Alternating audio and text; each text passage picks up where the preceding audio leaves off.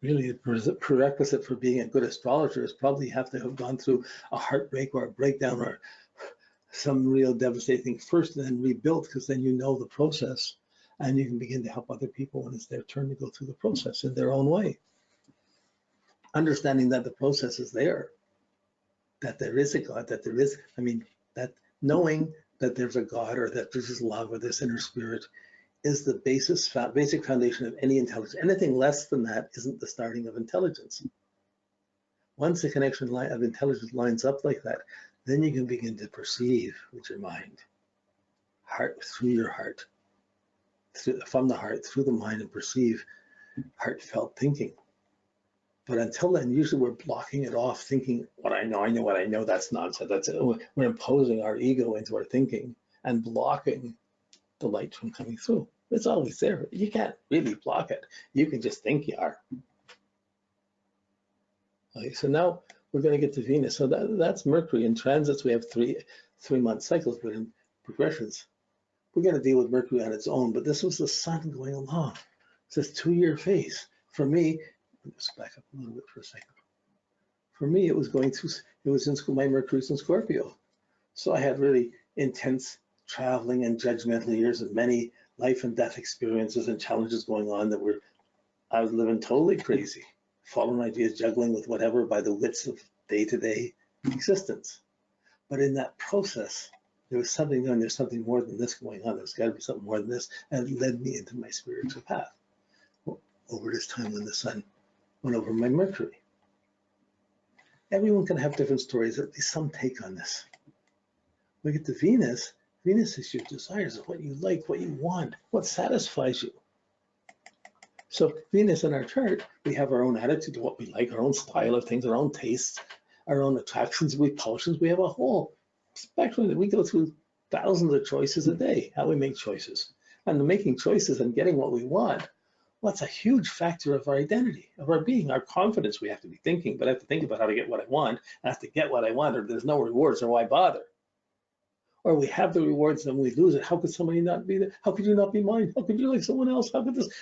Venus gets many worldly challenges, and it's measuring mind. This is beautiful. This is ugly. This is nice. This tastes great. This is good. This is sweet. This is ugly, bitter. This is like, we have so many tastes, decisions we're making. What we wear, what we look like, how beautiful I am, how worthy I am.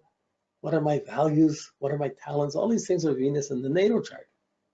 So as the progressed sun's growing and evolving and burning within, your sense of oneness and your inner purpose and your sense of radiance and love comes along. Venus, the sun comes along and hits Venus. My sun just happens at Jupiter, Mercury, Venus, and Mars and Venus in that sequence.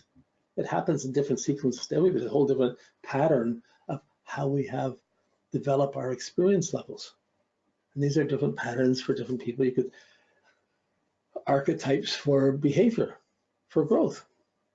So a parent may have a totally different archetype than their kid. Okay, so we're into this type of texture of seeing how these things evolve and grow.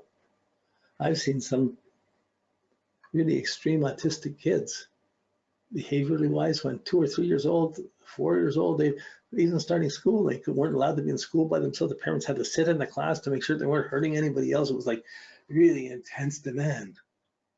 But I've seen with that intense demand and the extra effort put in, those kids learn to navigate with their vulnerabilities and learn to deal with their autism, and they grow through it. And by the time they get to university, they're functional kids that know how to deal with it. They have this pocket where the autism gets triggered off, but they're still functional, capable, accomplished, loving people. So it's worth the effort when you have a kid and you have to work through it. Everyone's worth the effort. And your heart knows it. But your values don't always, I want to have this, I just got to get this, I got to have this, so envy, lust, greed. These are all Venus things. So the progressed sun comes along and starts touching those. It's going to empower your sense of self-worth, what you want. It's going to make what you want stronger. I really got to have this. I believe I'm supposed to have this. I know you're meant for me, or this has to be this. Our heart is burning, and it's going through Venus, which Venus is totally, well, I got to have this. I'm empowered. I got to get these things. I want this. This is what I want. This is what I'd like. This is what it's about. But that can be very vain and superficial. The Venus doesn't always listen to what's really heartfelt. When it's working well, Venus shares or gives away the things it has. It's not attached to us, and it becomes more of a grace, a love, a sharing, a giving, rather than a getting. Whoa, that takes some growth to get to that stage. Well, how can I give? Everyone else gets everything. I never get anything. How can I get laid? There's a Venus problem. So when progress time comes along, it empowers the Venus in the world. So the Venus picks up this, it's in its chart, it's in its own element, it's in its sign. So the Venus, the sun's coming on, it's conjuncting it or squaring it or opposing it. It's challenging, it's empowering, it's giving extra force to that Venus. And of course, it'll give extra force to any of the idiosyncrasies or problems or eccentricities or arrogances or overindulgences of that Venus. And you can fill up your life with those desires and things, and you're empowered to do that. And you're going on it. I'm collecting, I'm getting, or I'm not getting. How come this isn't there? I gotta have you. I gotta have all of those things come out. But inside, the soul is sitting just growing. Saying, wow, look how attached. Look how much someone can be attached to things and want these other things, and not even be content with their own heart, or not even realize they're more beautiful to begin with.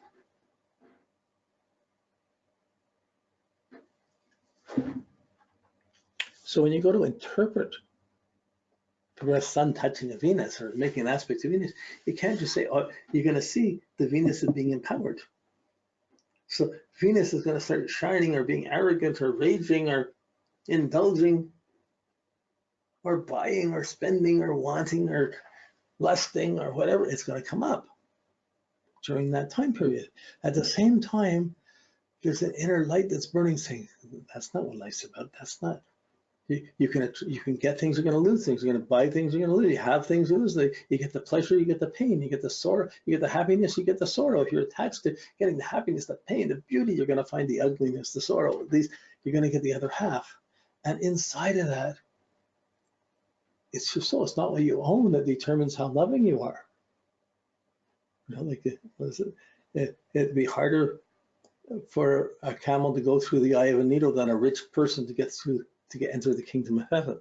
Because I own all these things, I have all these things. As long as you're having the things, how do you let go of them and just trust that, wow, it's enough. You have soul, you have depth, you have heart, you have love. Who needs things? If you have to have things, other people have to do without them. So there's a whole knot of dealing with Venus, of desires. So the spiritual test of Venus comes up as the progressed sun hits it. But the test, it's a 2-year test. Builds up to an extreme and then faces off. And there's going to be many things that happen during that affects all your choice making, good and bad. So who's living perfectly? Who has the perfect thing? Geez, just because you're married doesn't mean you have to give up the beer or the cafe latte or whatever. You know, they don't like, what do you mean? No Starbucks? No what? We get things that we like in our style in our life, and we think we got to have these things. It's not necessarily so. That surrender, that compassion, that open sharing and giving and just loving without getting or having. That's the puzzle. How well did you do? When I go back, I look at my times, I think in the world what was going on, what I was having, I see how the sun was empowering my Venus, the progressive was empowering my Venus, but really, I was indulging my Venus, and as it's passed, and I look back, I said, wow, I really was acting on it, but I learned that was, as soon as you get a high, you're going to get the low that goes along with it. So you get the high of the sun, and as the sun's leaving that exact thing, it's not going to, that planet will not be empowered the same way. You'll have done it, and the soul will have understood that that's enough attention there. And is moving on, and then that power, that powerfulness of I'm getting what I want, I'm there. How come I lost it? How could I lose it? It starts to come in like that, and really your mind can pick up on it, start thinking of it. The moon starts worrying about it, all these little things, fuss about it, and really the soul just went through it and brought that up. You got the experience, okay, let it go. You don't own it. We're moving on. It's not a loss. It was an increase of sensation for a while.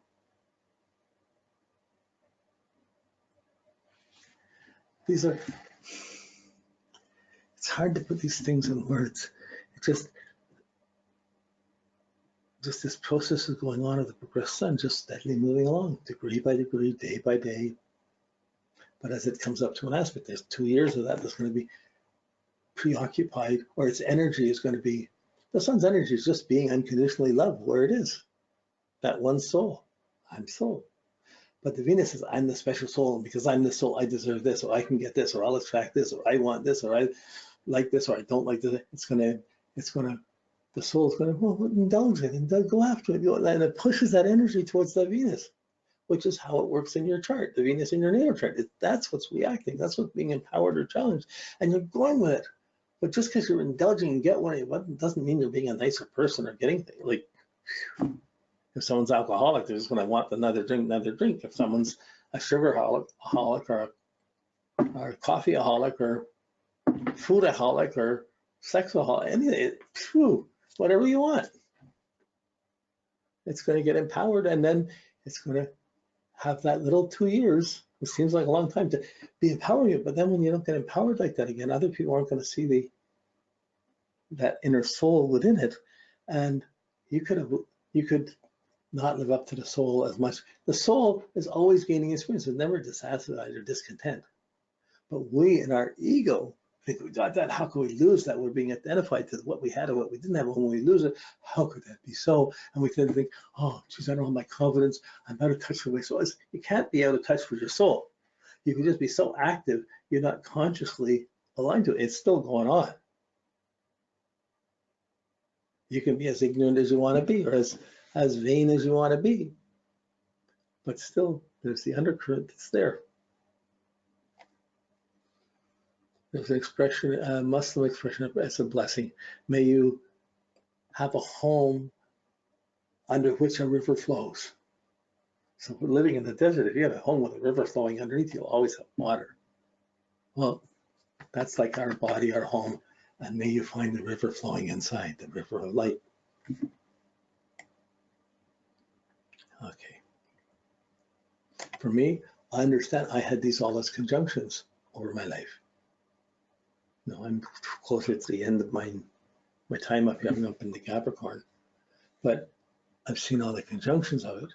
But I've had my share of squares to everything else, and but still, there were good and bad things. But I grew a lot through these things, through these experiences.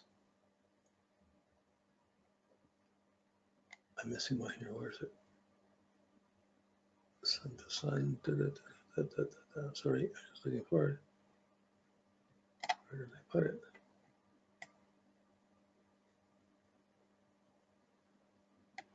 It's down at the end. Okay. So, okay, we'll come back to this after. We'll do the sun to the sun later. Okay, so sun to Venus. We'll go to sun to Mars.